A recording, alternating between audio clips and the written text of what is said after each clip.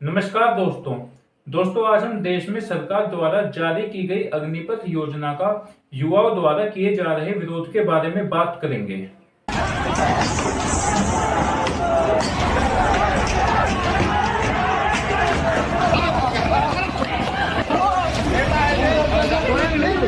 आपको निर्णय वापस लेना होगा। अगर हम लोग पावर है, सरकार आपको बना भी सकते हैं और सरकार बिगाड़ भी सकते हैं। सबसे पहले समझना यह जरूरी है कि यह योजना क्या है और इस योजना को लाने की सरकार को क्यों जरूरत आ पड़ी। डिफेंस मिनिस्टर राजनाथ सिंह ने तीनों सेना प्रमुखों के साथ तीनों सेनाओं में अब तक का सबसे बड़ा बदलाव करते हुए अग्निपथ योजना की घोषणा की है। सेना में अब अग्निपथ स्कीम के तहत ही युवाओं की भर्ती होगी, जिन्हें अग्निवीर कहा जाएगा, जिनकी उम्र 17.5 से 21 साल तक निर्धारित कर दी गई है। लेकिन विरोध प्रदर्शन को देखते हुए सरकार ने पहले बैच के लिए 5 साल की छूट उम्र में दी है। यह भर्ती 4 साल के लिए होगी।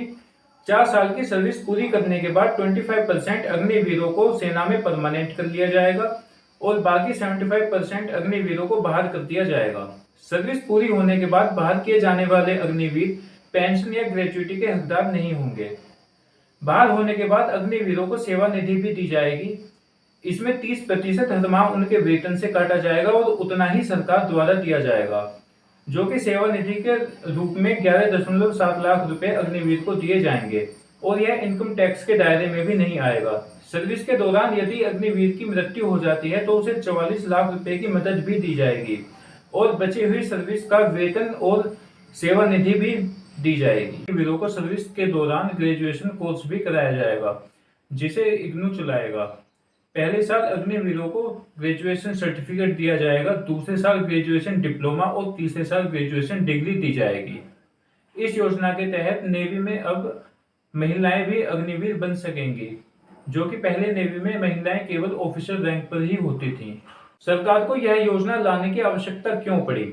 डिफेंस बजट का एक बड़ा हिस्सा सैनिकों की पेंशन और वेतन में खर्च हो जाता है, जो कि रक्षा मंत्रालय को आवंटन बजट का 54% है। अग्निपथ योजना की घोषणा यह भी दर्शाती है कि भारतीय अर्थव्यवस्था भारत की जरूरत के अनुसार भारतीय सेना को मजबूत बनाने में अक्षम है, क्योंकि सरकार सैनिकों की पेंशन खत्म करके वह रकम सेना के आधुनिकीकरण में लगाना चाहती है।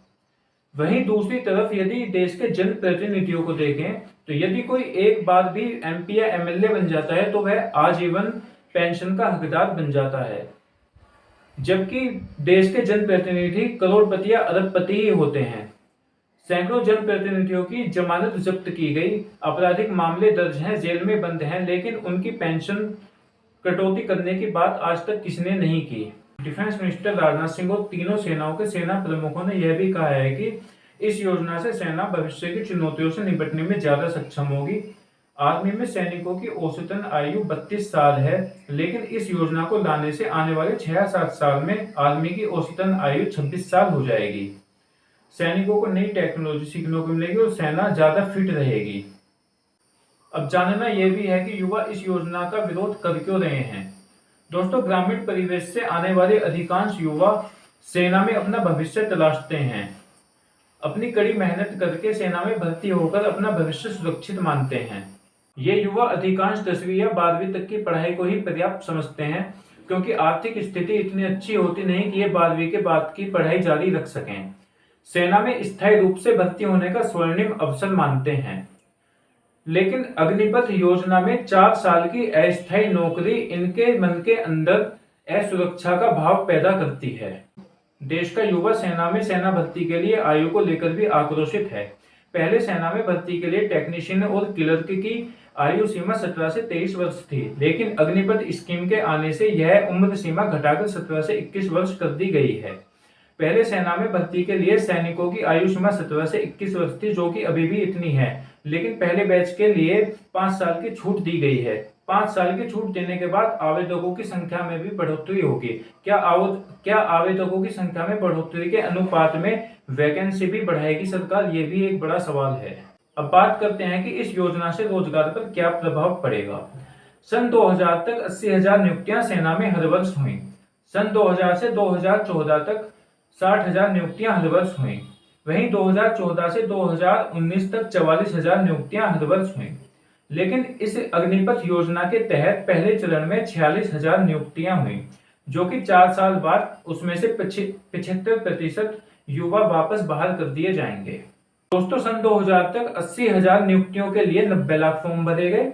2000 से 2014 तक 60,000 नियुक्तियों के लिए 1 करोड़ 10 लाख फॉर्म भरे गए और 2014 से 2019 तक 44,000 नियुक्तियों के लिए 1 करोड़ 35 लाख फॉर्म भरे गए।